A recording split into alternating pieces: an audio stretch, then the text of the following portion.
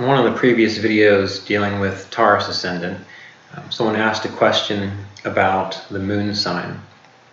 In the videos dealing with the Ascendants, we're aiming to get an idea of what a person's life path is going to be like based on the general blueprint of that Ascendant. Each Ascendant has a particular signature, again based on how the planets are situated, the houses they rule, from the particular sign that we call the Ascendant. So the question dealt with the moon sign, and can we look at the moon sign or even the sun sign in the same way as we look at the Ascendant? And before we get into that, we have to have a sense of an idea of what the difference between the moon sign and the Ascendant is. Oftentimes people treat them the same, and that makes sense if you don't have a specific birth time. Now, they are meant to be used specifically for different things, but you can get away with using the moon sign because the moon sign itself represents a person's character and their emotional nature. And the reason you can get away with using the moon sign in place of the Ascendant if you don't have a specific birth time is because when it comes to things like understanding how a person functions in the world, how they're going to act, even making some predictions for them, you know that if you understand how a person thinks and how a person feels and how they respond to the world, you can pretty much predict their behavior. I've often said you don't really need astrology to predict a person's future. If you talk with them long enough, if you get a sense of who they are, how they respond to the world, what's important to them, and they give you an idea of what their plans are for the future, you have a pretty good ability to understand whether they're going to be successful in something or not. So you can make a prediction off of that without even using astrology in the sense of looking at a person's chart. So the difference between the moon sign and the Ascendant is this. The Ascendant is the person's specific life path. What are the things that are going to show up on their path? This is all defined by the Ascendant, and this is defined by how the planets are related to that Ascendant. What are the things a person's going to get involved with? This all relates to the Ascendant. So the Ascendant specifically is the life path. The houses from the Ascendant then show those areas of life and how those areas of life are going to function, how they're going to show up on a more concrete level. So that's why when you have the proper understanding of Rashis or zodiac signs, you have a better capacity to understand how the specific physical things, such as their ability to develop resources, second house, their relationship to their siblings and peers, third house, their karmic impact on the world and how they are karmically impacted by the world, the fourth and 10th house, specifically from the Ascendant. So what does the moon sign do? How does the moon sign play into this? Well, if the moon sign is our emotional nature, how we react to things, our character in a way, well then, it's the moon sign that tells us, is this person a generally happy person? Are they more comfortable with difficult circumstances? Have they had a lot of suffering, emotional suffering, and so therefore they live life from that vantage point, that perspective of this difficult emotional suffering? Oftentimes people try to judge an individual's chart by saying, oh, they have a whole bunch of cruel planets, malefic planets on angles from the Ascendant, so therefore they're a bad person. When actually, more likely what's happened when you've got cruel planets on angles from the Ascendant, you tend to have a person who either has a lot harder work to do in this life, they're going to be involved in more difficult circumstances. And again, that can be anything from, you can even be a surgeon in that regard, where you're dealing with life and death on a daily basis. That's a cruel thing to have in your life all the time. Or maybe you have an extremely hard job. Maybe you're a stonemason and you're carrying heavy rocks around all the time. These are very basic examples, but you get the idea. Or maybe you're a social worker and you're always, you spend your days dealing with people in very difficult situations. That can be cruel planets on angles from the ascendant.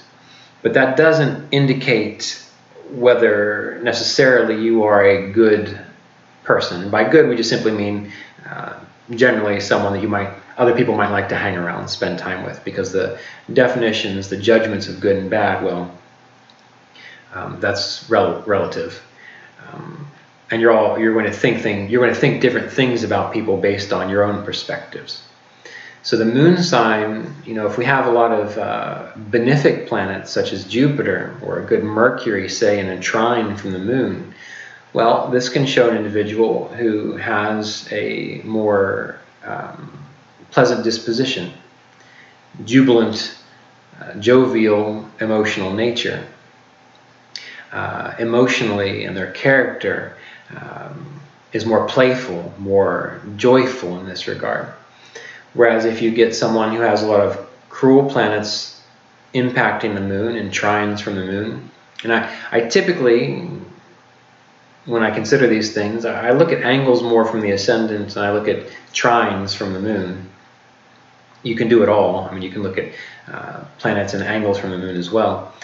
But essentially the moon is showing how does the person respond to the world. So you can have someone with a lot of cruel planets on angles from the ascendant, and they're engaged in a lot of difficult situations in life. But they may have a lot of pleasant planets in angles or trines from their moon, which means that when you get them away from their work or their daily grind, they're actually a person you want to spend time with. They make you feel good. They feel good about themselves. They just have a harder path. That's the ascendant, the path a person is on.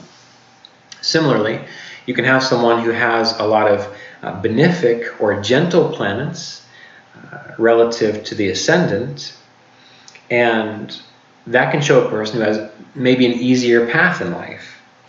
Maybe they're surrounded by luxuries, by grace, by beautiful things.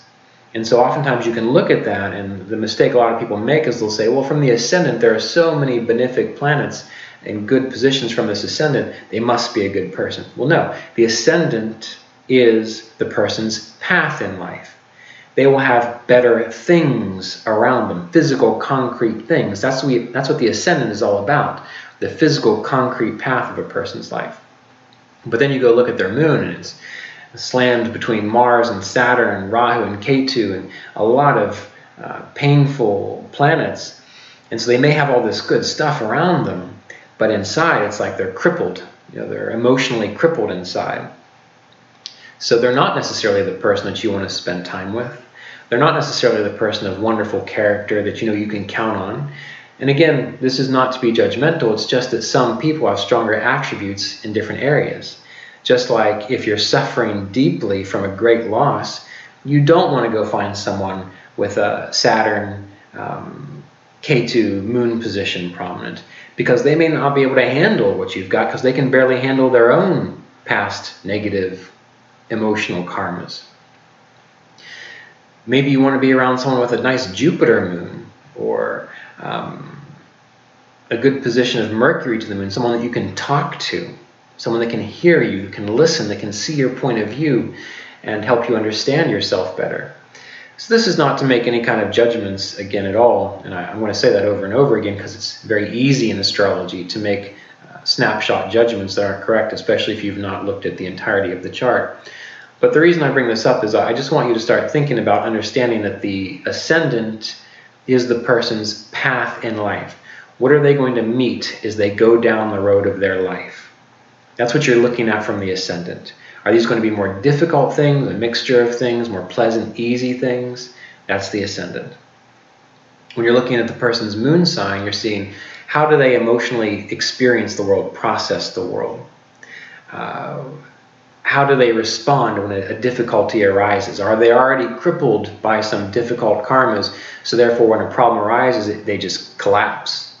Or do they have a lot of support from positive planets, helpful planets that make them stronger emotionally? That's what the moon sign shows you. And the moon sign can be used as a secondary ascendant for numerous reasons. Number one, it gives you confluence, because if you see things lining up in regards to their path in life, as well as from the moon sign, you're going to have a better ability to say, yes, I have a better sense, there's more confluence here showing that they will experience these things, because not only will they experience the difficulty, but they'll be able to respond to it in a certain way, the ascendant and the moon sign. But you can use the moon as a secondary ascendant, or even ascendant by itself if you don't know the birth time, because again, if you know a person's psychology, if you know how they think, if you know how they perceive and understand the world, all the influences related to the moon sign, you know how they're going to respond to future situations. You talk to someone long enough about their relationships, and you know that they always see the bad in other people. They're always looking for the negative in other people. Well, what happens there? They come to you and they say, well, I just met this new person, and you know from their moon sign, or even just talking to them, how they respond in the long term about relationships. You can say, well, it's probably not going to work, because you're going to do this. You're going to see the negative in the person. You're going to see them through the lens of your past childhood traumas. And so you're going to eventually find fault with them, and it's going to fall apart. And one last thing about the moon and the ascendant is that if the moon is how you perceive things and the ascendant is what you get, well, you may see in a person's chart that they get relationships. But you see from the moon sign, with all cruel planets influencing the moon, that they're never happy in the relationships. And you know people like that who've been married forever, and yet they're miserable. Similarly, you can see someone who possibly doesn't have any combinations giving strong, long-lasting relationships, but they have the ability to enjoy the relationships while they're there. That would be the moon sign, or planets from the moon sign. And I've given more extremes in these kinds of examples, because really everyone's going to be a mix. And depending on the time cycle you're in, that's going to accentuate different aspects of the chart. But ultimately, this is what you have to think about when you're considering the difference between the ascendant and the moon sign. One is the path. The other is the emotional perception or response to that path, which in and of itself is very telling about how a person lives their life and the experiences that they have.